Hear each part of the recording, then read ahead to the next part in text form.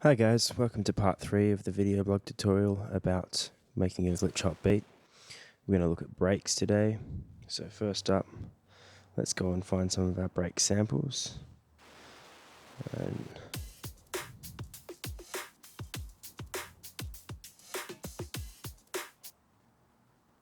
Sweet, so we just import that one in.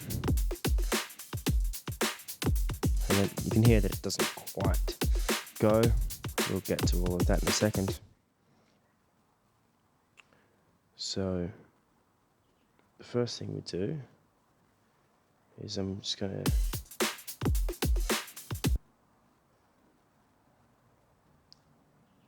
to get rid of all of these hats, because we're kind of adding all of our kind of hats and shakers through these breaks, so we don't need our own hats just hammering over the top of it as well. I mean, you can add your own hats too. I just don't like too much stuff cluttering the beat. So I've just pressed Command A, to select all, Shift Command U. We're quantizing everything to 16th notes so that when we add the swing, it works properly. As you can hear, that sounds pretty cool.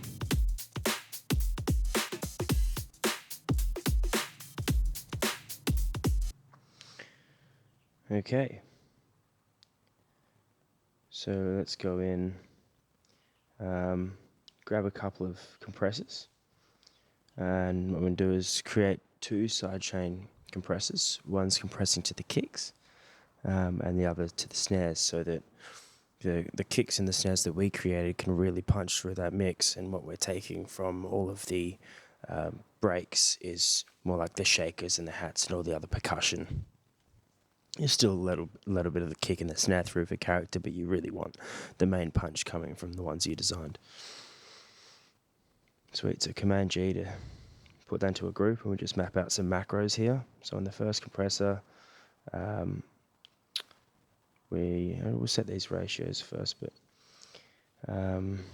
actually no, what we'll do, we'll remap them all. So threshold to macro 1, and then attack to macro 2.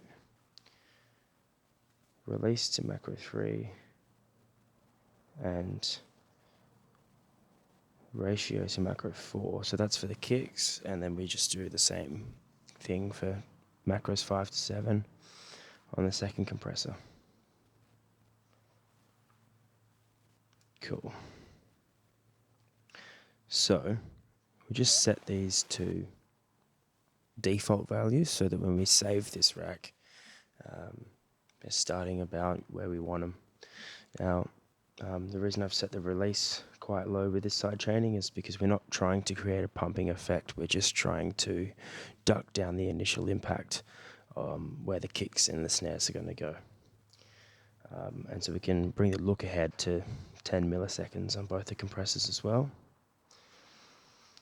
And then we only need to be able to see the macros now. So to keep it organized, we'll make all the kicks red, and then rename the threshold to kick threshold.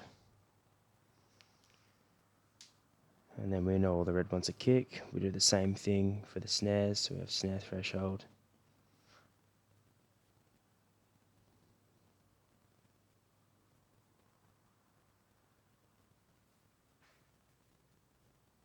Sweet as, and let's just make all these ones yellow. Alrighty. And then what we can do is we can save this. So I've already made one called Sidechainer. Give it a name, and then you can always pull it out as a default. So I'm just going to delete that now because I've already got one. And that's a neat little trick.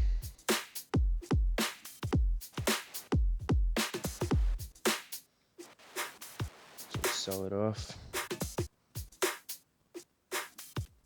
So to bring the threshold up, so you're getting a little bit of that kick and snare, but you know, not that impact. So when you hear it with everything, you've got your beat there and this cool little bit of percussion.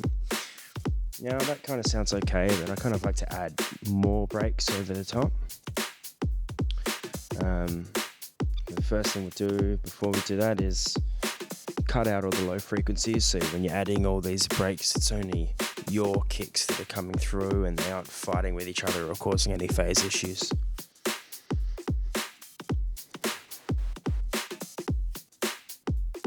Alright, so we can just duplicate that track out a few times. So we got the basic setting and then Command G to bring them all into a group.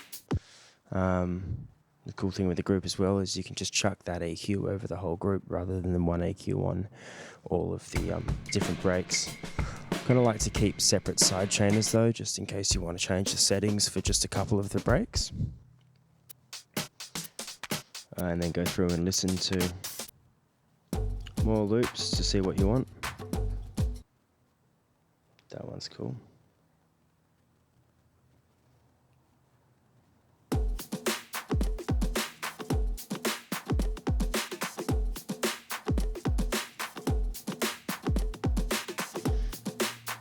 Alright, so just gotta map this one back out, put the swing back in, and I kind of like to make it so that the sample cuts off when it's finished, but you can mess around with different ways of preserving the transients. I just don't like to go on to complex with that because it softens up the transient a little bit. Cool, so you can delete these around and cut them and chop them and move them around if you want. I kind of like that as a layer, and I might add another layer on top of that as well.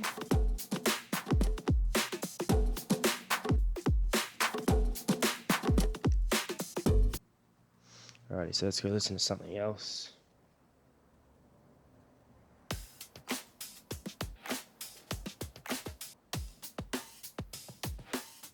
Let's go back to this pack of everything that we've got. Nope. That's cool. Chuck that one in.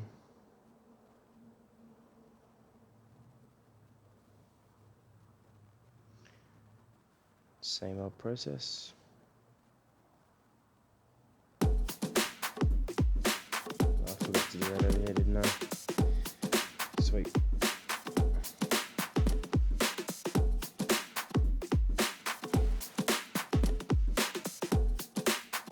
Alrighty, so we don't want to clutter it.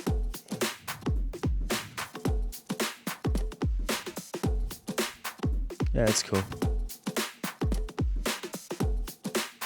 Alright, and you can keep adding to this as much as you want. I'm not going to do it now, you kind of get the picture. And that's how you create breaks. You can get really powerful with this stuff, chop it up, move it around, do whatever you want with it. Yeah, it's awesome. So that concludes this video tutorial about making a glitch hop beat. Hope you learn a lot. Just muck around with it, experiment, have fun. Yeah, get stuck in.